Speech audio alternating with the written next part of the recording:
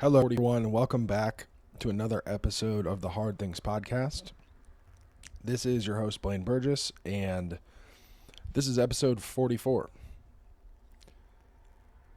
As I have described recently, these episodes over the next several months are going to be me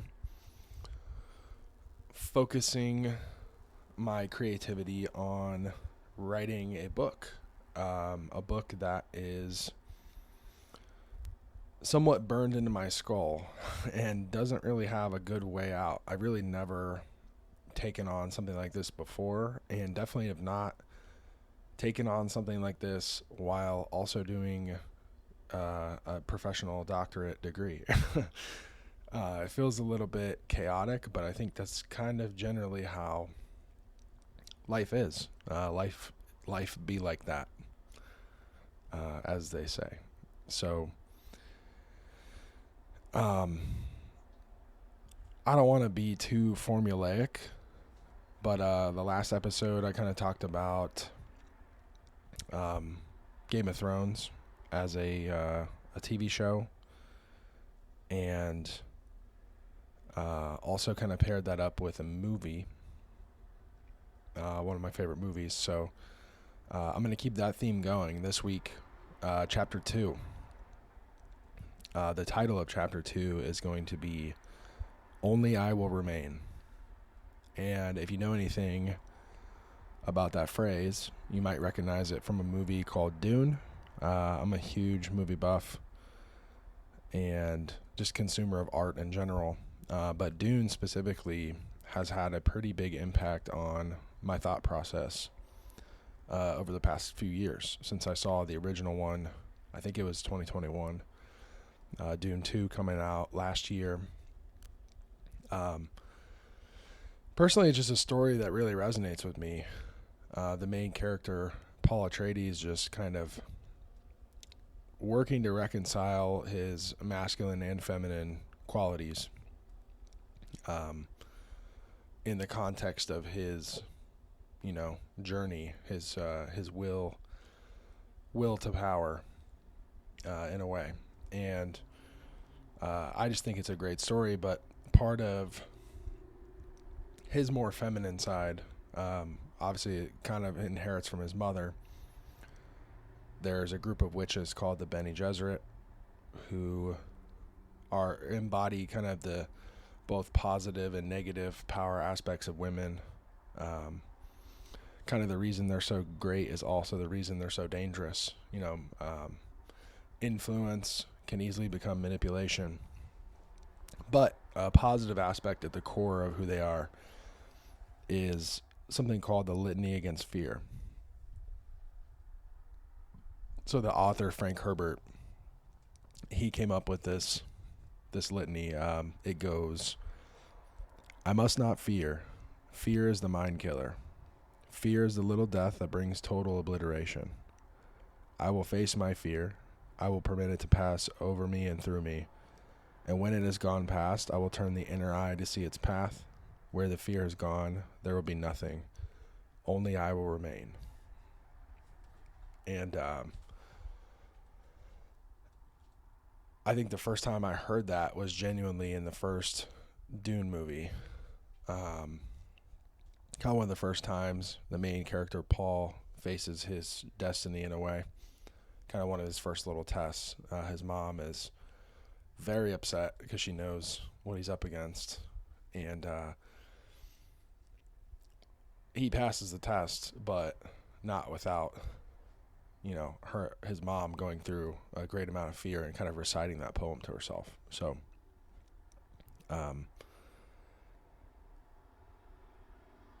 I think this idea comes from something that you might be or maybe not familiar with. William Shakespeare is very famous throughout history. You may not know this line specifically, but his play Julius Caesar contains the following passage. Cowards die many times before their deaths. The valiant never taste of death but once. Of all the wonders that I yet have heard. It seems to me most strange that men should fear, seeing that death, a necessary end, will come when it will come. So all of these passages kind of have to do with, we're kind of predestined to suffer once, so why suffer twice? And through that process of living, I think fear is something that can alter the outcome in a way, and then also alter our experience. We don't have to suffer. Suffering, in my mind, is definitely a choice. And probably the first time I ever realized this was, strangely enough, Kanye West got a lot of flack for saying this, but he said slavery was a choice.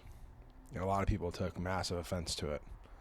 But I think what he's really trying to say is something like this, like suffering is a choice. So slavery, those circumstances, not necessarily a choice, but at any given time, a slave could rebel, could choose a different path. Oftentimes that would end in death or just being on the run or some awful type of existence. So really what Kanye was kind of being insensitive to was that the alternative was not great. But I think what he's trying to say is that suffering is a choice.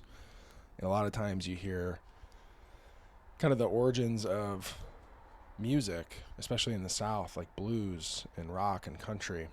And oftentimes it goes back even to the times of slavery, and the slaves in the evenings when they had rest time, they would, sing songs and be creative and use their pain to kind of transmute what was happening. So in a way, again, like suffering is a choice.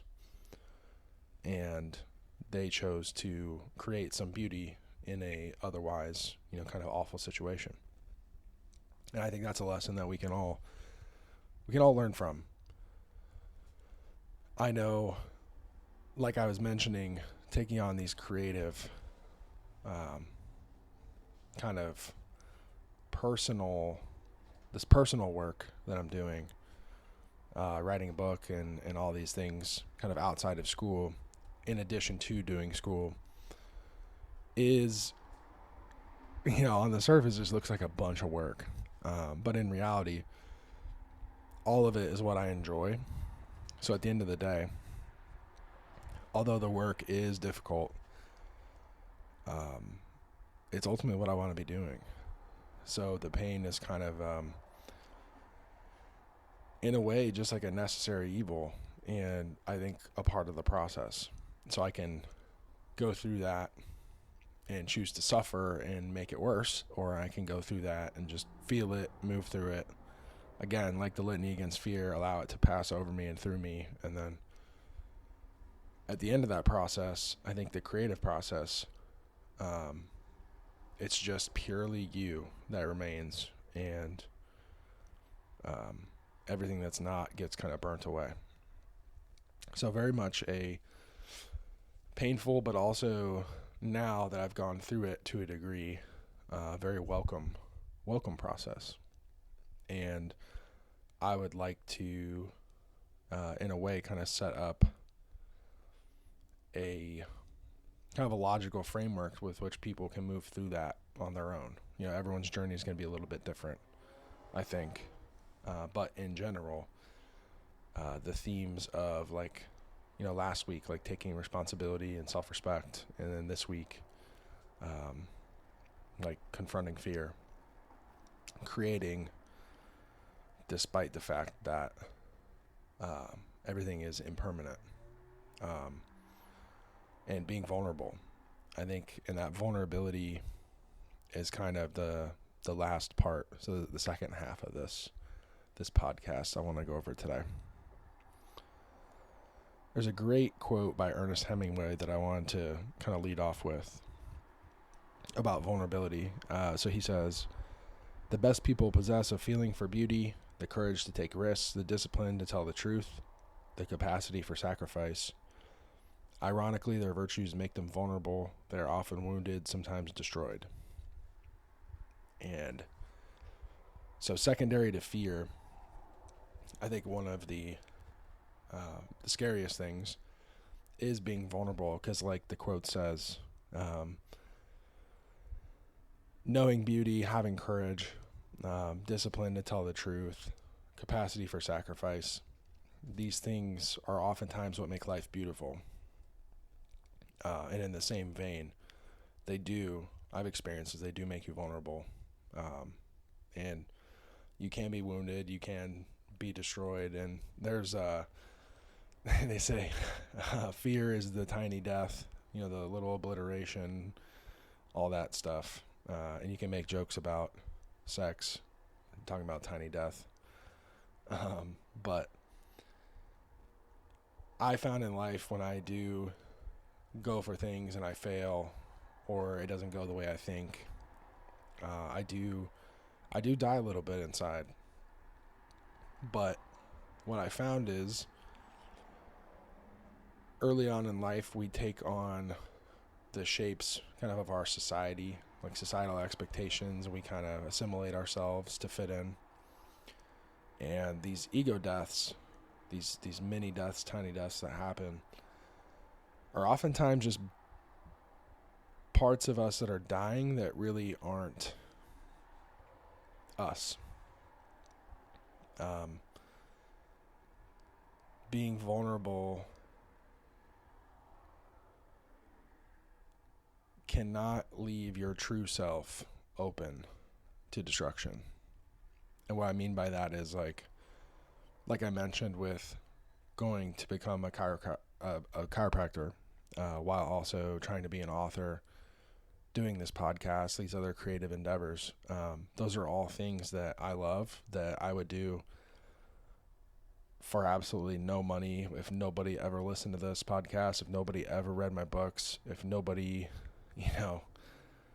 ever needed chiropractic care from me, like, it's still who I would want to be, even at like the worst case scenario.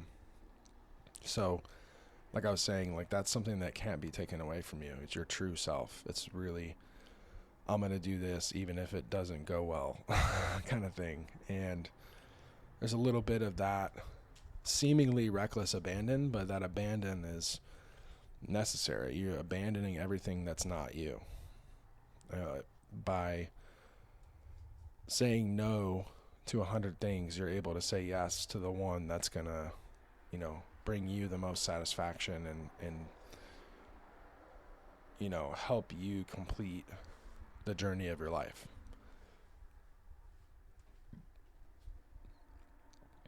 So although it is scary, although it does feel lonely, it's the only thing I've found to be completely worthwhile in this world, is to find your true self and then share that with others. So that's really the message for this week.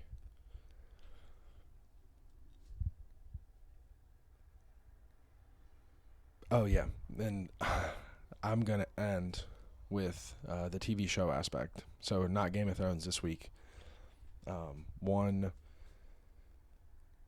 I basically have a massive respect for Japanese culture. I'm sitting here drinking a dirty matcha latte presently, and matcha is something that has grown on me greatly. Had sushi yesterday. I, again, absolutely just love Japanese culture. I think that began after school when I was a kid, because I fell in love with the Dragon Ball franchise. And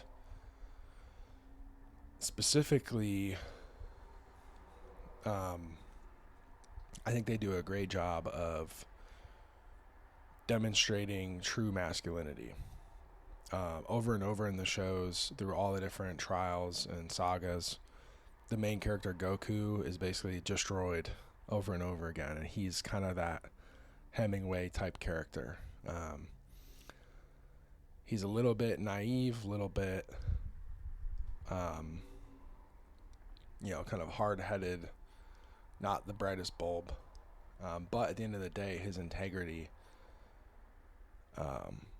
is such that they get into trouble and then he always is the one that will sacrifice and get people out of it. And in the show, he dies many times and goes to the what they call the other world, and he's got a halo, and then he'll be able to like use different rules to visit Earth again. And like when certain bad guys show up, they send him back to, you know, save the Earth.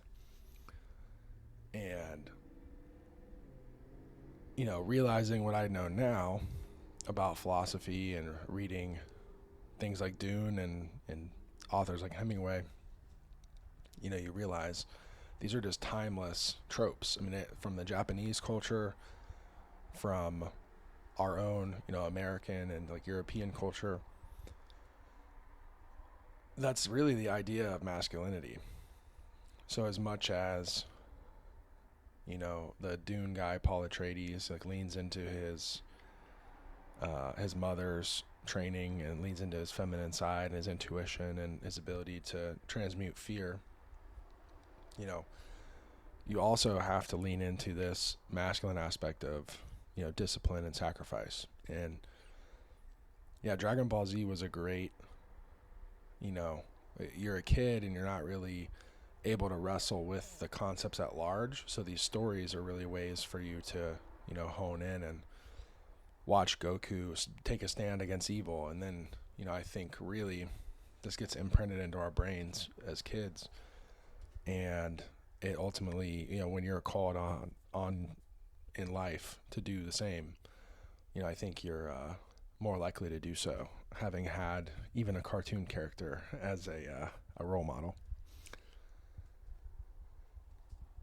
But there's one story in particular that I love. So speaking of sacrifice, so when the main character Goku is a kid, he fights against what's called the Demon King Piccolo, and then this guy basically splits off the demon part, and there's a kind of more benevolent version then, and his name's Piccolo.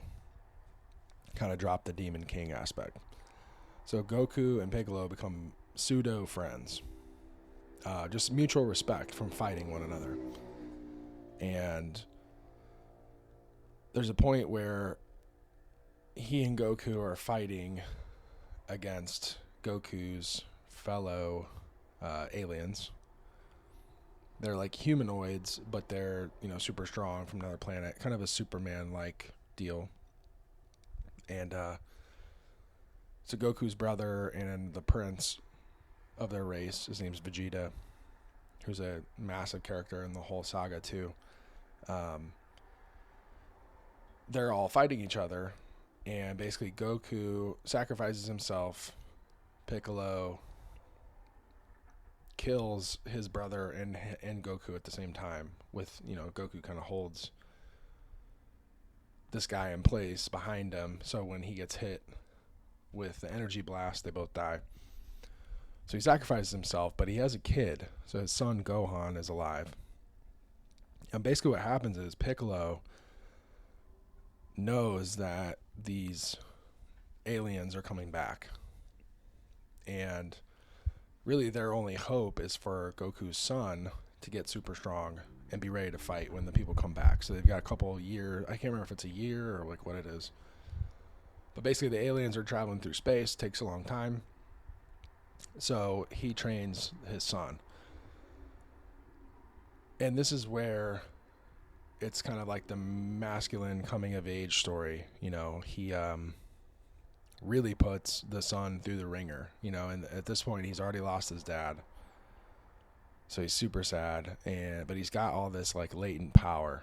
He's actually more powerful than his dad. It comes to like show in the future, and they all kind of know this, so they're trying to draw it out of him. But yeah, this kid basically just goes through a bunch of suffering and learning lessons and all these different things.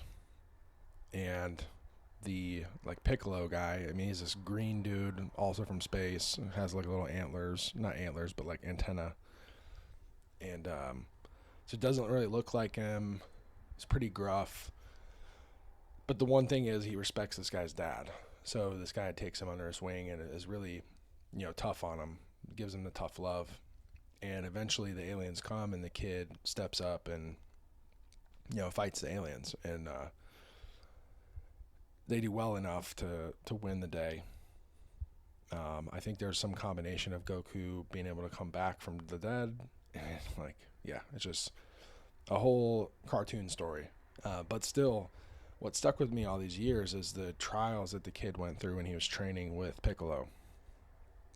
And I think as a man, tough love is hard to dole out to other people because we do love them. But that tough love is necessary to grow in a way. It's definitely at least 50% of the aspect of growth is being able to be disciplined and sacrifice.